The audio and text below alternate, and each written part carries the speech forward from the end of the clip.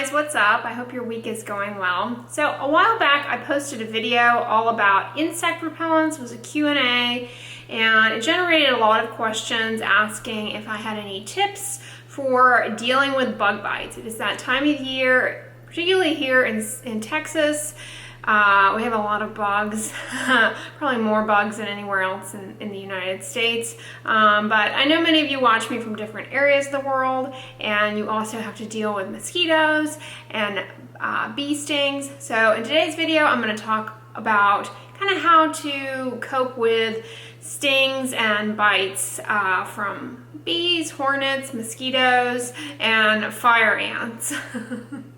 Now, stings from creatures like hornets, bees, wasps, and fire ants, or Hymenoptera, have a high incidence and ability to cause fatal allergic reactions. And by fatal allergic reactions, I specifically mean something called anaphylaxis, in which you can have swelling of the lips, wheezing, swelling of the eyes, itching, difficulty speaking, and difficulty breathing. This can be life-threatening. And unfortunately, there's no way to predict if that is you, but many people know they have. Many people who have these types of severe allergies are aware, and it is advised to carry an EpiPen at all times if you are somebody who has allergy to stings. So if that is you, make sure you have seen your treating healthcare provider and that you carry a EpiPen with you at all times, because you never can predict when one of these little creatures is going to sting. They can sting any time of the year in any season. Severe allergies aside, anyone can be stung by a bee or wasp, and bee and wasp stings tend to sting immediately. They can be very painful. They tend to turn red and swell into a welt or a little hive, and that can last anywhere from a few hours to a day or so. Very uncomfortable. Many of these stinging insects, they leave their stinger behind in your skin, and that stinger can continue to release more of the creature's venom. So the best thing to do is to attempt to remove the stinger, actually. The reason being that the stinger is left in the skin and can continue to release more venom, a little bit more venom, and make the welt and the sting more painful. So to do so, what you need to do is get like an old credit card or your Costco card and put it on the skin perpendicular and just gently drag it across the surface to extrude the stinger. You don't want to remove the stinger with tweezers, because in doing so, what you can do is actually squeegee the stinger. The stinger is almost like a tiny little hypodermic needle, and so if you try and extract it with tweezers, you pinch the top and squeeze just a little bit more out into the skin, so it defeats the purpose of removing the stinger. But once the stinger has been removed, a little bit of antiseptic can be applied to the surface of the skin just to disinfect the area. That is important. And then simply cool compresses can help alleviate the sensation of itch and sting around the area associated with the sting. Particularly ice compresses can be very soothing. Barring no severe allergic reactions, however, really that's about it.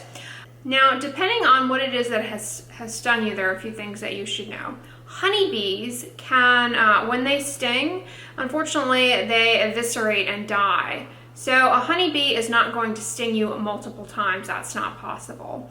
A hornet or a wasp, however, can sting you multiple times.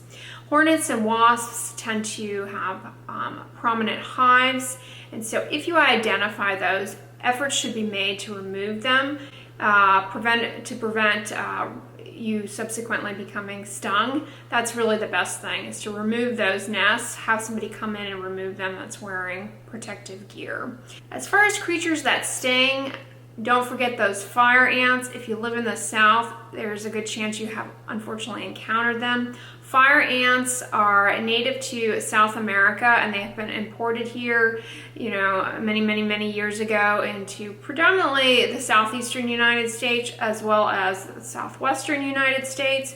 they make these prominent mounds, and the size of their mounds or homes is actually proportional to the amount of rainfall. So you can see a fire ant mound upwards of a foot tall if you live somewhere like Houston with a lot of rain and humidity. However, during periods of drought, they still can exist. You just will have more of a difficult time identifying their mounds. They'll be much smaller. But fire ants, if you have ever unfortunately met one, they are kind of difficult to see. They're about 1 to 2 millimeters, red-brown, and when they attack, they usually do so because their mound has been disrupted. And when they attack, they swarm onto the lower extremities for the most part. Although if a child, God forbid, happens to be lying nearby one, obviously they will swarm on the entire body. But they swarm predominantly around the lower legs because they're closest to the ground. And the scary thing about fire ants at first is you don't see them really because they're so tiny, you're not going to notice them. They're so tiny you won't even feel them.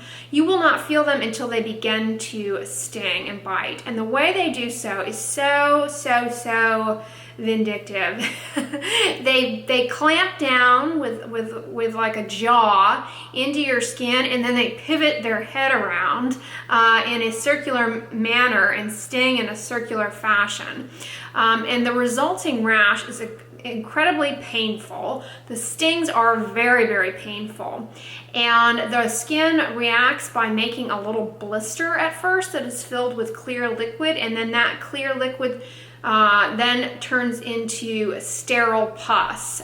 So it looks actually like certain types of acne. It looks like whiteheads, little pus bumps. I'll see if I can't find a non-copyright restricted image that I can insert here so you can have a sense of what it looks like. But they are so painful. You can have fatal allergies to fire ant stings, but you know, in terms of coping with them outside of that setting wherein you would need emergent medical attention and you have your EpiPen on it, the best thing to do is, you know, obviously remove yourself as far away from the mound as possible, and applying some cool ice packs again to the area is really the best thing to do, just to help alleviate the discomfort and take measures to remove those mounds from your area to keep you and your family safe. Fire ants are not fun.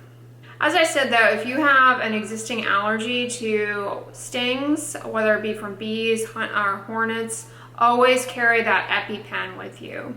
There is for some people with deadly allergies to stings, who particularly live in areas where there are numerous bees or wasps, immunotherapy or almost allergy shots can actually be helpful, and that's something that an allergist performs, not a dermatologist, and it has to be done under very careful supervision with an allergist. Dermatologists treat other types of allergies in the skin, but not that type of allergy. That would be an allergist. But mosquito bites are the next thing I'll talk about. In my repellent video, I talked all about different types of insect repellents and why it's so important with mosquitoes to try and avoid being bitten as best you're able with protective clothing and insect repellents, and just avoiding mosquito dense areas as best you are able. But if you do get mosquito bites, you know, unlike bees, stings, fire ants, severe allergy to mosquito bites, true life-threatening severe allergy to mosquito bites is actually very rare. More often than not, people have a common rash to mosquito bites that they perceive as allergic, but it's really just the body's immune system going, oh, please get out of here, you are annoying. And we all react to a certain extent to mosquito bites, but some individuals react more robustly. The typical response to a mosquito bite is a little hive or welt that is incredibly itchy, you know, the more you scratch, actually the redder and more angry it tends to look, because the little cells in our immune system that release the itching chemical histamine, they're all riled up, and they actually release more of that itching chemical the more you scratch. So as hard as it is, the best thing to do sometimes is to just sit on your hands and try and avoid scratching mosquito bites, but it's really hard. And try telling a toddler that it's almost impossible. Don't scratch the bites. So, you know, they're very itchy and very uncomfortable. And the best thing to do for itchy mosquito bites is to get some over-the-counter anti-itch cream. CeraVe actually makes a very nice anti-itching cream that has the active ingredient Permethrin in it. That is very good applied to the skin, as well as there's another anti-itch cream that I've always been rather fond of called Sarna Lotion. Sarna Lotion does have fragrance in it, so be aware of that if you are allergic to fragrance, but otherwise is really good. These have cooling properties that distract your the little nerves in your skin from detecting itch and instead detect a cool sensation, so they can be very soothing. And I find that keeping these in the refrigerator and putting them on to really itchy bites cold really heightens that soothing effect and helps ameliorate the itch associated with insect bites or really any itchy rash. It is much better to apply a cool lotion to the skin rather than physically scratching the skin. It's very hard not to do that. Another tip for itch in the skin, whether it be from a mosquito bite or just itching in general, is to try and condition yourself to, rather than scratch, to lightly rub. It kind of actually relieves the itch by activating some of the similar pathway, but is less aggressive and less likely to exacerbate the itch and lead to persistent itching. It can really be a problem with anything that itches as we scratch it, and that action of scratching actually creates a little nidus of itch chemicals and anger in the skin. It really does. It's called a neurodermatitis. So by scratching with your fingers, you know, you actually are causing further insult to injury, so to speak. But it's very difficult not to do that. My biggest tip would be to apply a cool or cold anti-itch lotion and to rub in a circular fashion, just for symptomatic relief, really, and that can really help quite a bit. The other thing that can happen with an itchy bite is that as we're scratching it, we're actually damaging our skin barrier and creating a little nidus of itch, and the skin becomes susceptible to infection from our fingernails. We introduce bacteria from our fingernails into the skin, so you put yourself at risk for a little infection on the skin.